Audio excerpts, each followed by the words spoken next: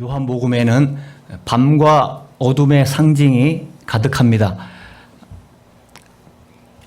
하나님의 말씀이 육신을 입고 세상에 왔으며 요한복음 1장 5절 빛이 어두움에 비치되 어두움이 깨닫지 못하더라 라는 선언으로 요한복음은 시작합니다. 니고데모는 사람들이 자기를 알아보지 못하도록 밤에 예수님을 찾아왔고, 예수님께서는 그에게 요한복음 3장 19절에 그 정죄는 이것이니 곧 빛이 세상에 왔으되 사람들이 자기 행위가 악함으로 빛보다 어둠을 더 사랑한 것이니라 라고 경고를 하셨습니다. 요한복음에서 예수님은 자기가 세상의 빛이라고, 자기가 없으면 세상은 밤이라고 반복해서 가르치십니다. 요한복음 3장 20절에서 21절, 9장 4절에서 5절, 11장 9절에서 10절, 12장 25절에서 26절, 46절 이렇게 많은 곳에서 예수님은 자기 자신이 세상의 빛이다, 내가 없으면 세상은 밤이다, 이것을 반복해서 말씀하고 있습니다.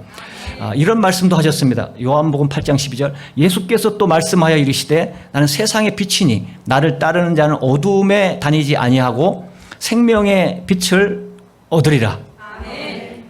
또한 요한은 이 땅에서 보낸 예수님의 마지막 밤에 관해서 설명하면서 예수님은 괴로워하시며 요한복음 13장 21절 예수께서 이 말씀을 하시고 심령이 괴로워 증언하여 이르시되 내가 진실로 진실로 너희에게 이르노니 너희 중 하나가 나를 팔리라 하시니 라고 증언합니다.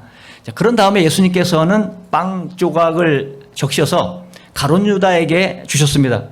그 뒤에 그 일에 관해서 요한은 이렇게 기록했습니다. 요한복음 13장 27절에서 30절 조각을 받은 후 곧 사탄이 그 속에 들어간지라 이에 예수께서 유다에게 이르시되 내가 하는 일을 속히 하라 하시니 이 말씀을 무슨 뜻으로 하셨는지 그 앉은 자 중에 아는 자가 없고 어떤 이들은 유다가 돈괴를 맡았으므로 명절에 우리가 쓸 물건을 사라 하시는지 혹은 가난한 자들에게 무엇을 주라 하시는 줄로 생각하더라.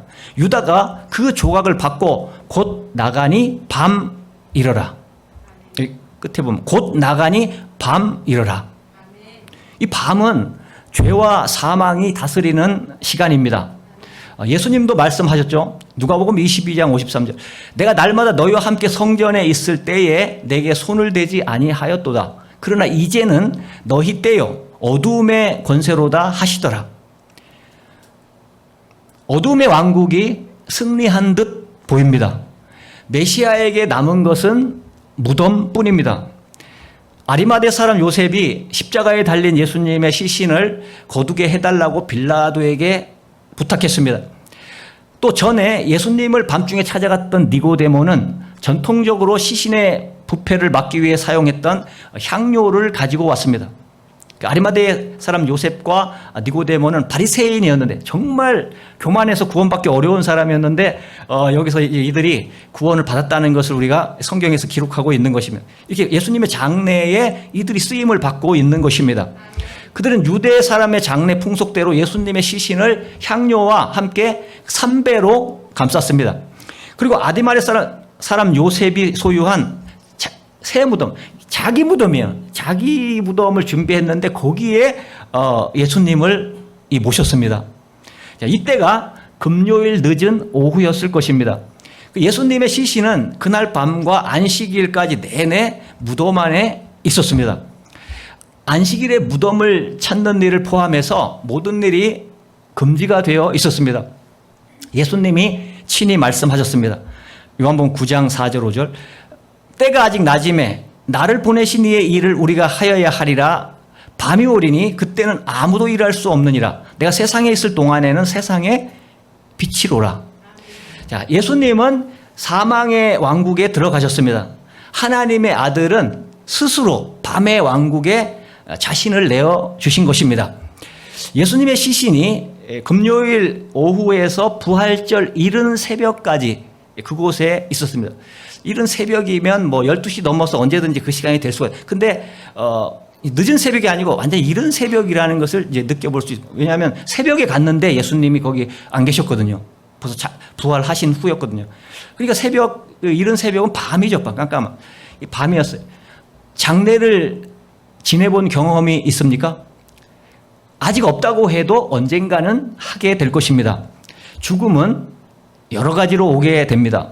우정의 죽음, 또 경력의 죽음, 젊음의 상실, 건강의 상실, 행복의 죽음, 꿈의 죽음 등등 여러분은 수많은 방식으로 죽음을 경험하게 될 것입니다. 죽음은 마치 소망의 무덤처럼 보이게 될 것입니다. 그야말로 밤입니다.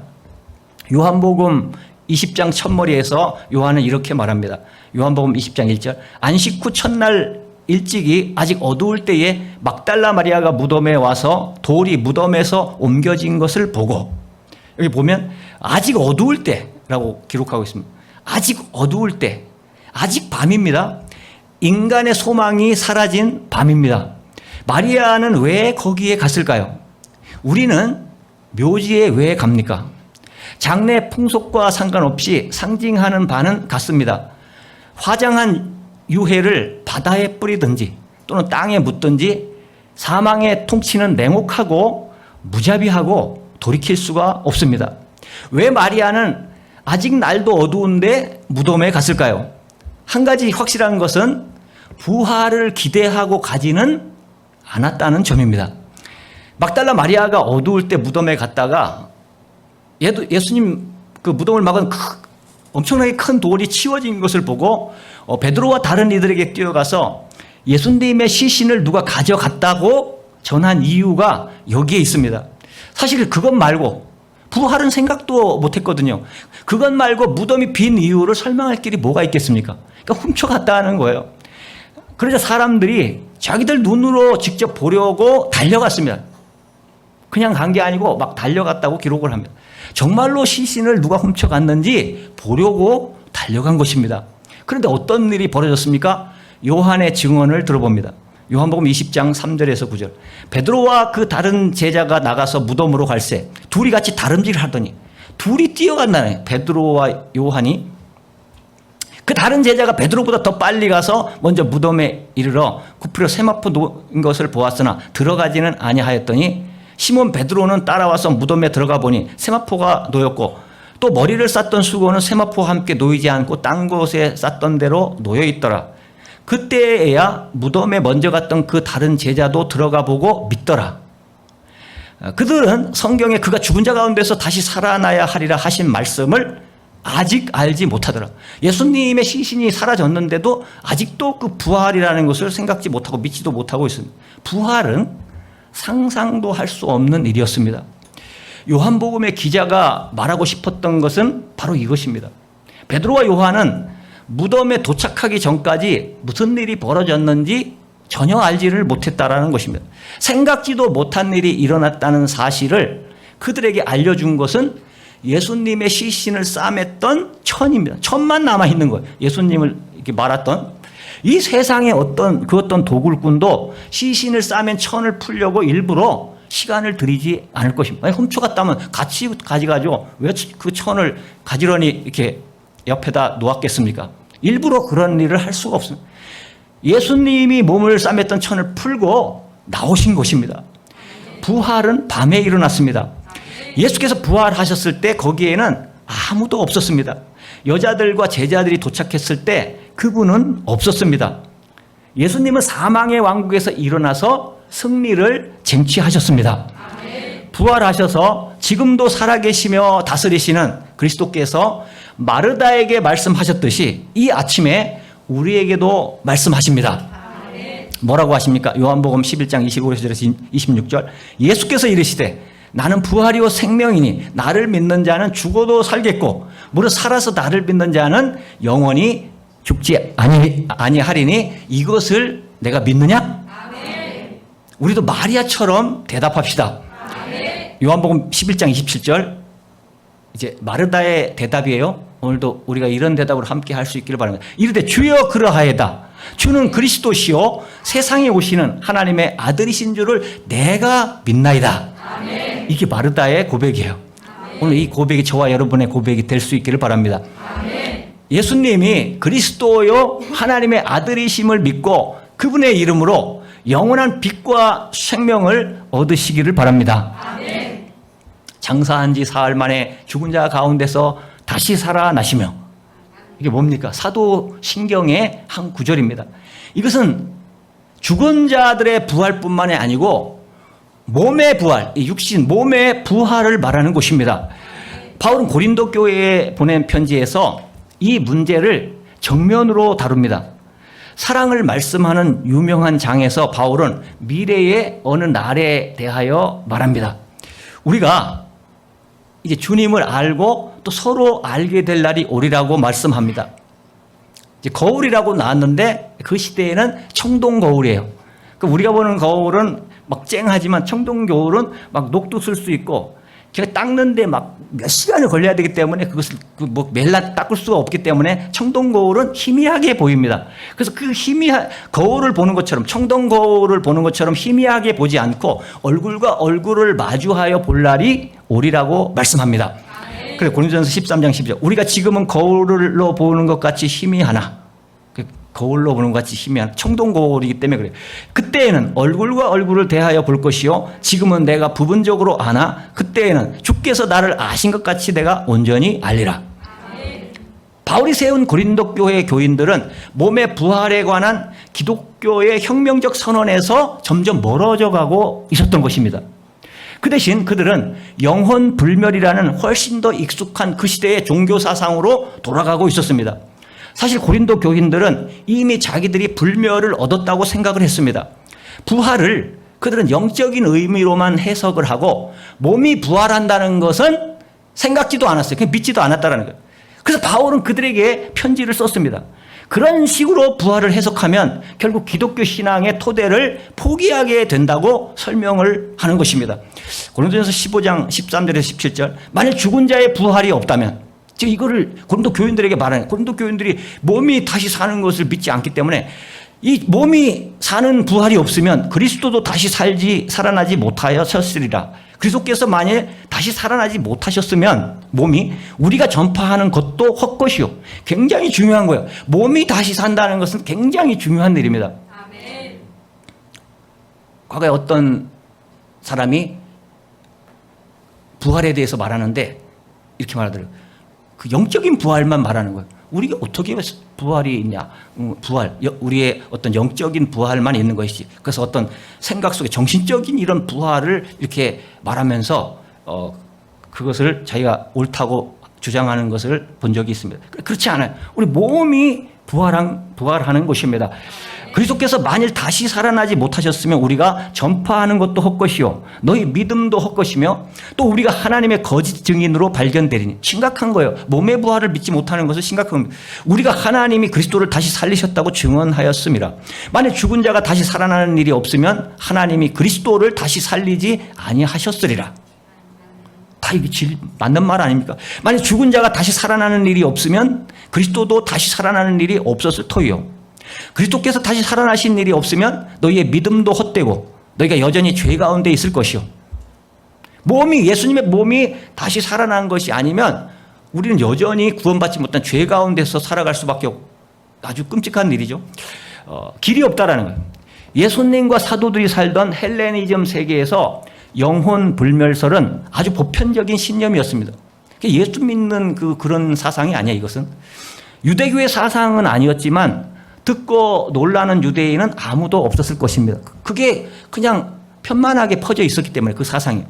마찬가지로 요즘 우리는 이 세상에서도 뭐 갱생, 사후세계 뭐 이런 걸 뭐 말하는 그런 경우가 많습니다. 개인의 불멸, 환생, 그 밖에 온갖 그 신념을 당연한 일처럼 이야기하는 소리를 듣습니다. 그러나 몸의 부활을 이야기하는 것은 기독교뿐입니다. 마가복음에 나오는 천사가 여전히 닫혀있는 무덤 밖에 서서 여자들에게 너희 선생은 영혼은 살아있다. 영혼은 지금 예수님은 보이지도 않아요. 부활한 예수님. 그러니까 천사가 너희 영혼은 살아있다. 또는 예수의 영혼은 죽지 않고 영혼은 하늘로 갔다. 이렇게 말했다고 가정해 봅니다. 어쩌면 여자들이 그 말에 그 시간에 위안을 얻었을지도 모릅니다. 그 말에 힘을 얻어서 삶을 추슬렸을지도 모릅니다. 정말 그럴 수도 있다는 생각과 신앙심으로 가슴이 따뜻해졌을 수도 있습니다. 하지만 골고다 언덕에서 직접 눈으로 본 것이 있는데 과연 그 여자들에게 그런 말이 위안이 되었을까요? 그렇지 않았을 것입니다. 마가의 증언을 들어봅니다. 마가복음 16장 6절에서 8절. 청년이 이르되 놀라지 말라. 너희 십자가에 못 박히신 나사렛 예수를 찾는구나. 이 청년은 천사를 말해요. 그가 살아나셨고 여기 계시지 아니하니라. 보라 그를 두었던 곳이니라.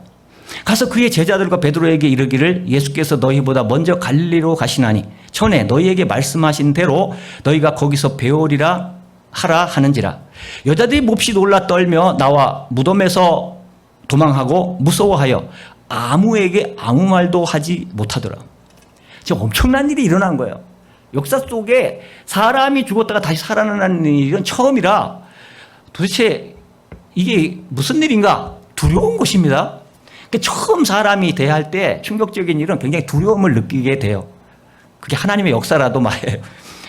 마태복음의 증언입니다. 마태복음 28장 2절에서 4절. 큰 지진이 나며 주의 천사가 하늘로부터 내려와 돌을 굴러내고 그 위에 앉았는데 큰 지진이 났대요. 그 형상이 번개 같고 그 옷은 눈같이 희건을 지키던 자들이 그를 무서워하여 떨며 죽은 사람과 같이 되었더라. 지금 천사만 봐도 사람들은 막 두려워서 막 너무 빛이 나고 이 땅에서 본 적이 없는 것들이거든요. 그런 형체가. 죽은 사람같이 되었다. 자, 이것은 영혼의 불멸에 관한 이야기가 아닙니다. 다시 말해서 무덤은 비어 있었다는 것입니다. 시신은 거기에 없었습니다. 사복음서 모두 그렇게 기록하고 있습니다. 복음서 기자들은 하나같이 무덤이 비어 있었다고 말합니다. 시신은 어디에서도 지금까지도 예수님의 시신은 발견되지 않아요. 그러나 모든 종교의 그런 교주들은 다 무덤이 있어요. 다 뼈가 있고 이 지구촌에. 근데 예수님은 그대로 부활하셔서 하늘로 이제 40일 만에 40일 동안 이 땅에서 증거로 보여주시고 이 땅에서 자기 몸을 500명이 넘는 사람들에게 보여주셨어요. 그리고 이제 하늘나라로 승천을 하셨습니다. 자, 그제서야 먼저 무덤에 다다른 다른 제자들도 들어가서 보고 믿었다. 믿을 수밖에. 쌓였던 천만 무덤에 이렇게 남아 있거든요. 부활을 증언하는 사복음서의 설명에는 전혀 예상치도 못한 일들이 일어났다는 느낌이 강하게 배어 있습니다. 부활을 그들이 기다렸거나 생각했던 것이 아닙니다. 전례가 없는 일, 불가해한 권능에 깜짝 놀라서 망연자실할 수밖에 없는 일이 일어났다는 느낌이 강한 것입니다. 예수님의 부활은 몸의 부활이었습니다. 물론 그 몸은 뭔가 달랐습니다. 문을 그냥 통과했고 항상 눈에 띄지도 않았고 선택받은 소수에게만, 주님이 만나고자 하는 사람에게만 나타났습니다. 그러나 그 몸은 물고기를 먹었고 아침을 준비했고 제자들과 만났어요. 못자국이 있는 그 진짜 몸이었습니다. 도마에게는 못자국도 만져보고 창자국도 만져보게 하지 않았습니까? 부활하신 주님은 육신을 떠난 영혼이 아니었습니다. 얼굴과 얼굴을 마주하며 제자들과 계속 교제하시는 진짜 몸이었습니다. 이 점은 베드로와 나눈 대화에서 잘 나타나 있습니다. 요한복음 21장 15절에서 17절. 그들이 조반을 먹은 후에 예수께서, 이제 부활하신 예수께서 시몬 베드로에게 이르시되 요한의 아들 시몬아 내가 이 사람들보다 나를 더 사랑하느냐 하시니 이르되 주님 그러하나이다. 내가 주님을 사랑하는 줄 주님께서 아시나이다. 이르시되 내 어린 양을 먹이라 하시고 또 두 번째 이르시되 요한의 아들 시몬아 내가 나를 사랑하느냐 하시니 이르되 주님 그러하나이다. 내가 주님을 사랑하는 줄 주님께서 아시나이다. 이르시되 내 양을 치라 하시고 세 번째 이르시되 요한의 아들 시몬아 내가 나를 사랑하느냐 하시니 주께서 세 번째 내가 나를 사랑하느냐 하심으로 베드로가 근심하여 이르되 주님 왜 근심했습니까? 자기가 세 번을 부인했거든요. 예수님 십자가에 못 박혀 잡히셨을 때 세 번을, 근데 세 번을 주님이 똑같이 부르십니다. 그러니까 근심하여 이르되 주님 모든 것을 아시오매. 그게 떠올라서 그래요. 내가 주님을 사랑하는 줄을 주님께서 아시나이다. 예수께서 이르시되 내 양을 먹이라. 같은 대화가 3번 반복됩니다. 십자가에 달리시는 예수님을 3번 부인하는 일과 일맥상통하고 있는 것입니다. 용서와 회개, 회복이 이루어지는 만남. 이렇듯 인간적이고 친밀한 만남은 몸이 없이는 이루어질 수가 없는 것입니다. 바울은 고린도 교회 교인들에게 아주 날카롭게 지적을 합니다. 고린도전서 15장 13절. 만일 죽은 자의 부활이 없으면 그리스도도 다시 살아나지 못하셨으리라. 만약 우리가 지금 말하는 부활이 단순히 몸의 부활을 부인하고 영혼 불멸만을 의미한다면 사도들이 예수 그리스도에게 일어났다고 증언한 모든 일이 다 거짓이 되는 것입니다. 요한복음 15장 14절. 그리스도께서 만일 다시 살아나지 못하셨으면 우리가 전파하는 것도 헛것이요 또 너희 믿음도 헛것이며, 우리가 몸의 부활을 부인한다면 그리스도의 십자가가 주는 혜택을 모두 잃고 마는 것입니다. 고린도전서 15장 17절. 그리스도께서 다시 살아나신 일이 없으면 너희 믿음도 헛되고 너희가 여전히 죄 가운데 있을 것이요. 지금 계속 반복하지 않습니까? 이거 큰일 난다. 몸의 부활을 믿지 않으면 큰일 난다라는 거예요. 이뿐만이 아닙니다. 바울이 계속해서 말하듯이 그리스도께서 다시 사신 것이 아니라면 우리의 영원한 미래 역시 위태로워진다는 것을 알아야 하는 것입니다. 그리스도께서 다시 사신 것이 아니라면 고린도전서 15장 18절. 또한 그리스도 안에서 잠자는 자도 망하였으리니, 먼저 죽은 자들도 망했다, 멸망했다는 것입니다. 자, 그래서 바울은 다양한 방법으로 부활이 이 세상에 없던 완전히 새로운 일임을 고린도 교인들에게 상기시키려고 애를 쓰는 것입니다. 왜냐하면 이게 중요하거든요. 너무 중요하니까 그들이 못 깨달았기 때문에 계속 여러 방면으로 그들을 깨닫게 하려고 노력을 하고 있는 것입니다. 십자가에 달려 죽은 메시아의 결백을 입증하고 왕자에 앉히려는 하나님의 유일하고 결정적이고 고유한 행동이라고 할 수 있는 것입니다. 바울은 고린도전서 15장에서 부활한 몸이 속세의 몸과 어떻게 다른지 설명하려고 했습니다. 그래서 씨, 식물, 새, 물고기, 별과 해에 대한 이야기를 15장에서 하고 있습니다. 그 다음 바울은 훨씬 더 분명한 성경의 이미지로 설명을 이어갑니다. 고린도전서 15장 47절에서 49절. 첫사람은 땅에서 났으니 흙에 속한 자이거니와 둘째 사람은 하늘에서 나셨느니라. 무릇 흙에 속한 자들은 저 흙에 속한 자와 같고 무릇 하늘에 속한 자들은 저 하늘에 속한 이와 같으니 우리가 흙에 속한 자의 형상을 입은 것 같이 또한 하늘에 속한 이의 형상을 입으리라. 바울은 그리스도가 어떻게 전혀 다른 세계의 질서에서 나셨는지 그것을 설명하고 있습니다.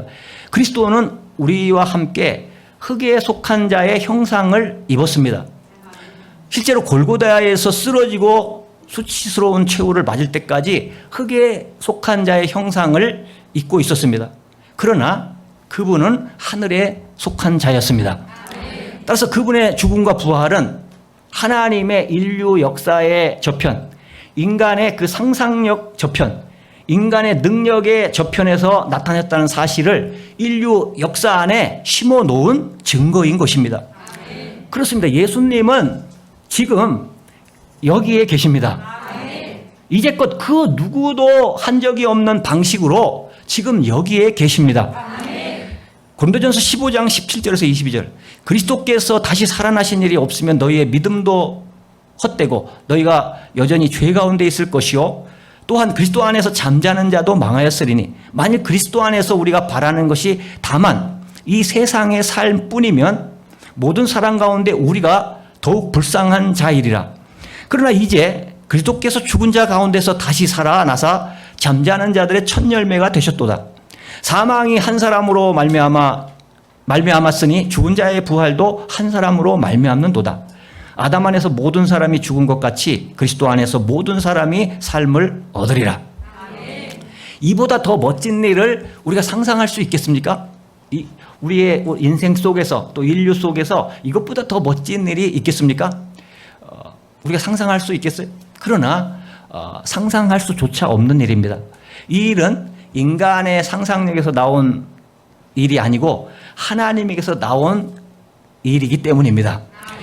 새하늘과 새 땅에서 우리의 모든 죄는 다 씻기고 모든 악은 영원히 진멸되고 사탄과 그의 하수인들은 멸망하고 우리가 사랑하는 자들은 다시 우리에게로 돌아오고 인류 사회의 모든 불의와 부정은 바로 잡힐 것입니다. 이런 일이 인간적으로 또는 세상 그 어떤 힘으로도 할 수 있는 일이 아닙니다. 살과 피는 하나님 나라를 상으로 받을 수 없으나 물론 인간의 힘으로는 하늘나라를 우리가 받을 수가 없어요. 예수님이 말씀하신 대로 하나님께는 모든 것이 가능한 것입니다. 아멘. 바울은 환희 가운데 말을 있습니다. 고린도서 15장 51절에서 52절. 보라, 내가 너희에게 비밀을 말하노니 우리가 다 잠잘 것이 아니요 마지막 나팔에 순식간에 호련이 다 변화되리니 나팔 소리가 나매 죽은 자들이 썩지 아니할 것으로 다시 살아나고 우리도 변화되리라. 아멘. 너무도 영광스러운 모습입니다. 이 나팔 소리가 이 세상의 어떤 관현악단의 나팔 소리와 비교할 수 없는 엄청나게 모두가 들을 수 있는 그러면서도 정말 아름답고 웅장하고 우리를 경건하게 만드는 그 나팔 소리가 이제 울려 퍼지게 될 것입니다. 아멘. 그러면 죽은 자들이 썩지 않을 것으로 다시 살아나게 되고 우리도 변화하게 될 것입니다. 아멘. 죄 많은 우리가 그분의 의를 덧입고 죽음을 면할 수 없던 우리가 그분과 함께 영원히 살게 될 것입니다. 아멘. 슬퍼하던 우리가 주님과 함께 기뻐하고 속박되었던 우리가 주님과 함께 자유로워질 것입니다. 아멘. 썩어질 우리 육신이 변화된 몸을 입되 다른 사람이 아니고 바로 우리 자신의 몸을 입게 될 것입니다. 아멘. 우리 자신의 몸이지만 정말 모두가 최고의 아름다운 몸으로 입게 될 줄로 믿습니다. 아멘. 우리는 그 몸으로 이웃을 사랑할 것이고 아멘. 그리스도에게 영원히 사랑을 받을 것입니다. 아멘. 썩을 이 몸이 썩지 않을 것을 입고 죽을 이 몸이 죽지 않을 것을 입을 그때에 이렇게 성경을 기록한 그 말씀이 이루어지게 될 것입니다. 죽음을 삼킨 승리를 얻게 되는 것입니다. 아멘. 그리스도의 부활은 진리의 부활과 승리를 의미합니다. 아멘. 그리스도는 오직 진리를 가르치셨고 또 진리의 화신이었습니다. 내가 곧 길이요 진리요. 그분은 진리 덩어리예요. 진리의 화신이며 당시 허위와 거짓의 세력은 예수님을 모함하여 결국 십자가에 못 박았습니다. 사실은 또 우리의 죄 때문에 주님은 또 스스로 가신 것이죠. 그런데 또 세상의 악은 그 예수 그리스도를 또 죽이려고 했습니다. 그래야 당시 온갖 허위의 주동자들은 처음에 자기들이 승리한 줄 착각했습니다. 그러나 그것은 잠깐뿐이었습니다. 진리의 하나님이 다스리시는 이 우주에는 그러한 일이 결코 오래 갈 수가 없습니다. 진리의 주님은 부활하셨습니다. 그러므로 그분의 부활은 모든 진리의 부활과 진리의 최후 승리를 의미하는 것입니다. 아멘. 여러분, 진리는 아무리 묻어도 다시 살아납니다. 아멘. 여러분 안에 진리가 있다면 여러분을 어떻게 할 수가 없어요. 이것은 아멘. 뭐 누르고 덮어도 또 진리는 살아나게 됩니다. 아멘. 묻으려고 해도 진리를 묻는 것은 허사입니다. 아멘. 진리는 묻고 묻어도 그 무덤의 문은 다시 열리고야 말 것입니다. 아멘. 진리를 이길 것이 없는 것입니다. 아멘. 비록 밤이 캄캄하고 어두운 듯하지만 부활의 아침은 온 세계에 다시 오고야 말 것입니다. 아멘. 또한 주님의 부활은 정의의 부활과 승리를 의미합니다. 아멘. 이 세상은 정의와 불의의 싸움터이기도 합니다. 인간의 역사 또한 그러합니다. 신약 시대에는 정의를 대표하는 그리스도와 온갖 불의의 상징이던 바리새인과 사두개인과의 큰 그 충돌이 있었습니다. 그들은 바리새인과 사두개인들은 서로 사상이 다른데도 예수님을 죽이기 위해서 서로 손을 잡은 거예요. 거기다 빌라도도 같이 손을 잡죠. 헤롯 왕국 이렇게 악인들이 손을 잡습니다. 큰 충돌이 있어서 그들은 합세해서 예수님을 십자가에 못 박고 무덤에 장사한 후에는 자신들이 승리한 줄로 착각하고 기뻐했습니다. 그러나 그들의 그 악마의 웃음은 오래가지 못했습니다. 예수님은 곧 부활하셨습니다. 아멘. 최후 승리를 얻었습니다. 아멘. 아직도 이 세상에는 어느 나라 어느 사회를 막론하고 불의와 부정이 도사리고 있습니다. 눌린 자, 탄식하는 자, 억울하게 신음하는 자들이 너무나 많습니다. 이 부활절은 정의의 최후 승리를 모든 인류에게 새롭게 선포하는 거룩한 날인 것입니다. 주님께서 부활하시고 살아계심으로 정의는 반드시 승리하는 것입니다. 또한 주님의 부활은 사랑의 부활과 승리를 의미합니다. 주님은 하나님의 사랑 그대로입니다. 그분은 죄인으로 고백하며 나오는 자를 사랑하시고 약한 자와 눌린 자를 사랑하시고 원수까지도 사랑하셨습니다. 이 사랑의 화신을 당시 악마의 세력은 십자가에 못 박아 죽이고 뚜껑을 닫고 아예 못 나오게 했던 것입니다.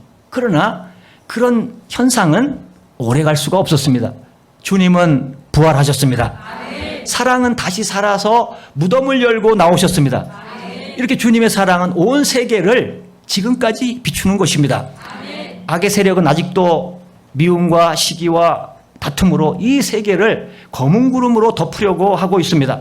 그러나 기억해야 합니다. 최후 승리는 사랑의 편에 있다는 것을 믿으시기 바랍니다. 사랑이 이깁니다. 주님은 이 사랑으로 온 세계를 정복하셨습니다. 그리고 한 가지 더 기억해야 합니다. 주님은 내가 곧 길이요 진리요 생명이라고 친히 증언하셨습니다. 이 세상에는 이 생명의 세력과 사망의 세력이 서로 싸우는 것입니다. 때로는 사망의 세력이 이기는 것 같이 보입니다. 그러나 그것은 역시 잠깐입니다. 생명은 반드시 부활하는 것입니다. 예수님과 같이 다시 살아나는 것입니다. 최후 승리는 생명에게 있습니다. 우리 인간도 일시적으로 사망의 권세에게 패배하는 듯 하는 때가 옵니다. 곧 죽을 때가 옵니다. 그러나 그것도 잠깐입니다. 우리 인간 하나하나도 다시 살아날 때가 반드시 오는 것입니다. 부활의 아침은 다시 오는 것입니다. 그러므로 우리는 오늘 아침 사도신경을 통하여 몸이 사는 것과 영원히 사는 것을 믿사옵나이다. 아멘. 몸이 사는 것과 다 함께 하고 있습니다. 몸이 사는 것과 영원히 사는 것을 믿사옵나이다. 아멘. 사도신경 할 때 뜻을 생각하며 하시기 바랍니다. 엄청난 거예요. 사도신경 속에 엄청난 진리가 들어있습니다. 우리는 이렇게 신앙 고백을 예배 드릴 때마다 하고 있습니다. 이것이 우리의 신앙입니다. 우리 인생의 마지막 카드는 그러므로 죽음이 아니고 생명입니다. 영원히 사는 생명입니다. 이 부활주일은 생명은 반드시 최후 승리를 얻는다는 진리를 다시 한번 온 세계에 선포하는 날입니다. 분명히 기억해야 합니다. 성경의 말씀대로 주님의 부활은 모든 잠자는 자의 처음 익은 열매인 것입니다. 그러므로 우리도 모두 부활의 열매에 참여하는 때가 오는 것입니다. 이렇게 부활주일은 진리와 정의와 사랑과 생명의 최후 승리를 선포하는 날인 것입니다. 아직도 우리가 사는 이 세상에는 거짓과 불의와 증오와 죄악과 죽음의 세력이 인류를 괴롭히고 있습니다. 그러나 우리는 이 부활주의를 통해서 생명의 최후 승리를 또 한 번 새롭게 선포합니다. 한 조각의 검은 구름도 의와 진리를, 정의를 가릴 수 있는 것처럼 보입니다. 그러나 그것은 잠시뿐입니다. 진리와 생명의 아침에는 반드시 온 누리를 밝게 비추어 줄 것입니다. 우리의 영광스러운 이 부활절에 아직도 사망의 음침한 골짜기를 헤매는 모든 인간들에게 이 부활의 기쁜 소식을 우리는 전파해야 할 줄로 믿습니다.